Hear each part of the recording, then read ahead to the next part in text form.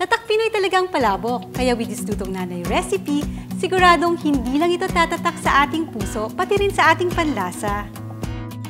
For our special pansit palabok, kailangan natin ng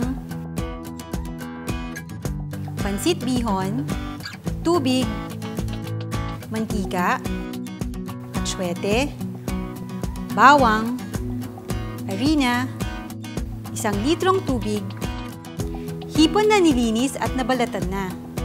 Isama rin ang mga ulo nito para sa sauce na mas malasa. Patis, paminta, kalamansi, para sa toppings, dahon ng sibuyas, chicharon na dinurog, tinapa flakes, pritong tokwa, manok, 1 hard-boiled egg.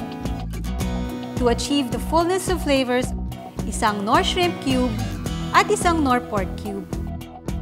You can have a fiesta in 30 minutes with this super easy recipe.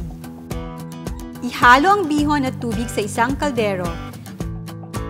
Pakuluan ito at hayaang mag-simmer hanggang lumambot. Tsaka natin i-drain. Para sa mas madaling pagluto ng noodles, pwede ring ibabad ang bihon sa mainit na tubig hanggang lumambot. Gisa ang atsuete sa mantika hanggang kumulay ito. Hanguin ang atsuete, idagdag ang bawang at igisa hanggang mag-brown. Ihalo ang harina at haluin hanggang sa maging smooth ito. Ihalo ang 1 tasang tubig at ulo ng hipon. Kapag kumulo na, we are ready to add that extra goodness of shrimp and pork with our Knorr shrimp and pork cubes. Idagdag ang hipon. Pagkatapos, hayaang maluto ng 6 hanggang 8 minuto. Hanguin ang ulo ng hipon. Now, we're ready to taste. Para dagdagan ng liquid at seasonings kung kinakailangan. Konting asin, konting paminta at ready na. Ihalo ang ating sauce sa lutong bihon.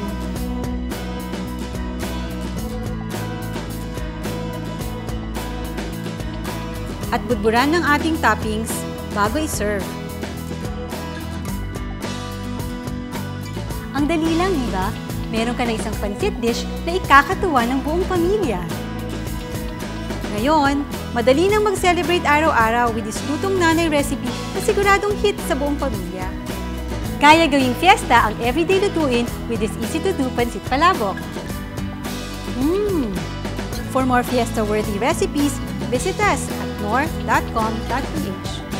Maligayang kainan dahil hindi lang lutong bahay, lutong nanay.